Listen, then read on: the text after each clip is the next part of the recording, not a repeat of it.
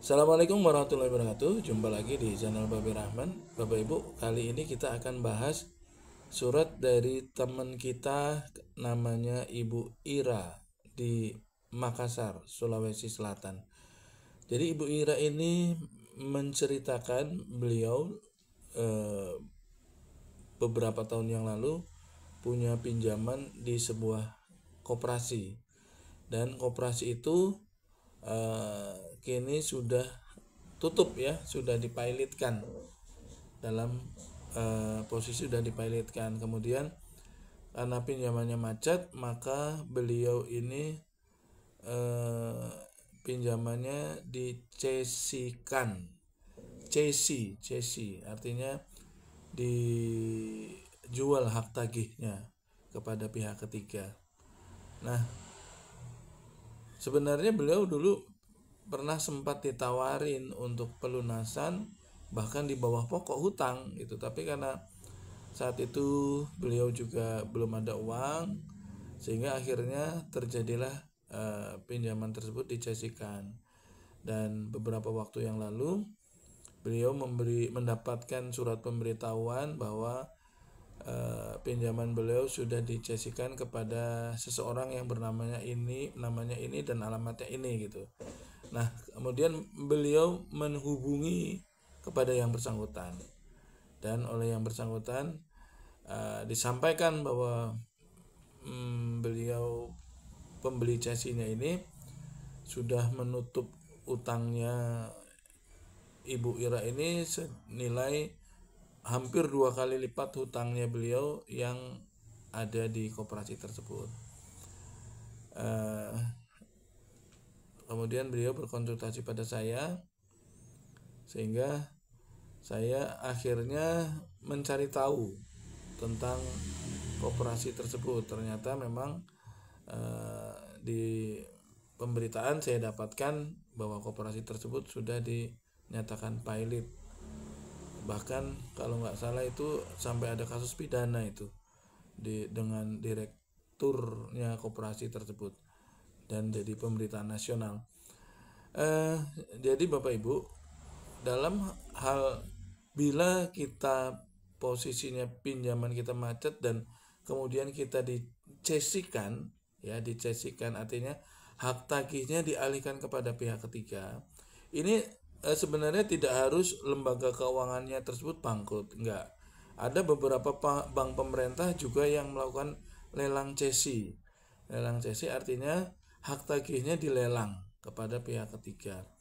Nah, siapa yang berminat menghubungi bank tersebut, kemudian nanti pemenangnya atau orang yang mengambil alih hak tagihnya tersebut, baik badan ataupun perorangan, maka dia hanya baru mendapatkan pengalihan hak tagih ya, Bapak Ibu ya, harus dipahami.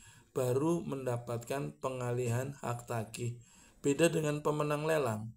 Kalau pemenang lelang artinya dia adalah pemilik sepenuhnya atas aset yang dia menangi itu. Ya, misalnya seseorang menang lelang, maka dia adalah pemenang atas aset tersebut.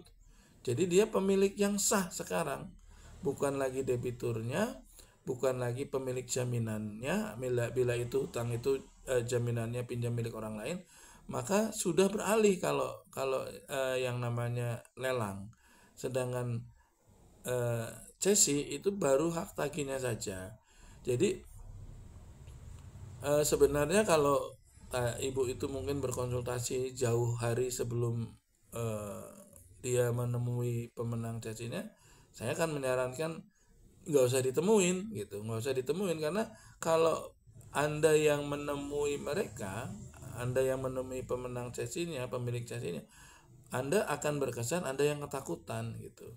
Padahal orang yang mendapatkan cesi tersebut itu belum menjadi pemilik atas aset anda, ya beda dengan tadi pemenang lelang, belum menjadi pemilik aset tersebut, sehingga masih ada satu langkah lagi yang harus dia lakukan bila mana penagihan yang dia lakukan itu gagal, yaitu dia harus menempuh upaya lelang, minta dilelang aset yang dia miliki cesinya. Jadi pemenang cesi itu baru mendapatkan hak tagih ya dari pemilik yang lama atau kreditur yang lama kepada kreditur yang baru. Jadi kalau orang utang itu namanya debitur. Pemberi hutang misalnya bank, koperasi atau apapun itu namanya kreditur. Nah, kalau dicesikan artinya krediturnya berganti dari kreditur yang lama misalnya A menjadi kreditur yang baru namanya B. Hak tagihnya saja yang dipindah tangankan, dan itu wajib memberitahukan kepada debiturnya. Nah, ketika hak tagihnya sudah beralih, memang nanti Bu Ira ini kalau mau bayar hutang bayarnya kepada kreditur yang baru, pemegang cesinya, bukan lagi ke koperasi atau ke bank yang lama, enggak, karena akan ditolak kalau ke sana karena sudah dialihkan hak tagihnya.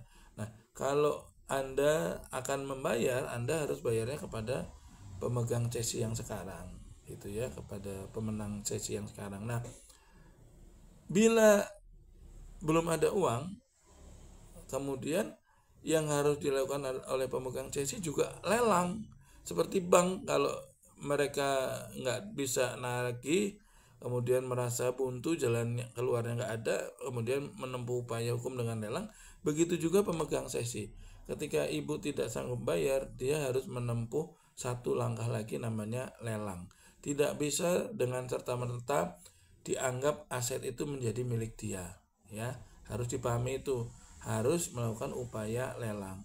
Nah, kalau ibu juga belum ada uang, kalau memang beliau sudah pasti akan mengarah ke lelang, ibu bisa melakukan upaya hukum, misalnya gugat dan sebagainya gitu. Artinya belum selesai, beda dengan pemenang lelang. Tadi saya sampaikan, kalau pemenang lelang berarti dia sebagai pemilik yang sah atas aset Anda. Jadi nggak usah terlalu khawatir, ibu masih bisa negosiasi. Biasanya kalau pemegang cesi meyakini bahwa dia ingin memiliki, ya berarti kalau dilelang dia akan ikut lelang gitu untuk mendapatkannya. Tapi kalau dia hanya untuk mencari untung, misalnya kemarin beli dari kreditur yang lama katakan 100, kemudian dia mencoba nagih, dia menjualnya menjadi 200 misalnya, yaitu sah-sah saja dia seperti itu. Cuman yang kadang masyarakat nggak paham, dikira pemegang sesi yang baru atau pemenang sesi itu sudah dianggap seperti pemenang lelang. Nah, itu yang kadang salah dipahami. Jadi nggak usah takut, dia tuh bukan pemiliknya, dia masih hanya orang yang punya hak tagih terhadap kita sekarang. Tadinya kita ditagih oleh si A, sekarang ditagih oleh si B, gitu aja. Dan itu pun masih ada negosiasi ya, cuman biasanya mereka tentu nggak mau diangsur karena mereka para spekulan yang sudah berpengalaman. Jadi dia tuh ibaratnya tuh seperti orang dagang aja, beli 100 jual 150, beli 200 jual 250 gitu. Cuman kadang-kadang mereka kan nggak menyampaikan dia belinya berapa gitu. Dia kadang-kadang misalnya beli 100, dia bilang saya ngambilnya udah 200, saya minta 250, kalau Anda mau lunasi ke saya minta dibayar 250 gitu, misalnya seperti itu. Nah, dan kalau saran saya, ibu mendingan upaya hukum supaya menaikkan posisi tawar. Ibu nggak usah panik, ibu upaya hukum supaya ada posisi tawar. Ketika aset Anda menjadi sengketa, maka tidak akan menarik bagi orang yang ingin ikut lelang. Itu kata kuncinya. Jadikan sengketa dulu, naikkan posisi tawar, lakukan negosiasi ulang. Semoga bermanfaat ya. Sampai di sini dulu, sampai jumpa di lain kesempatan. Assalamualaikum warahmatullahi wabarakatuh.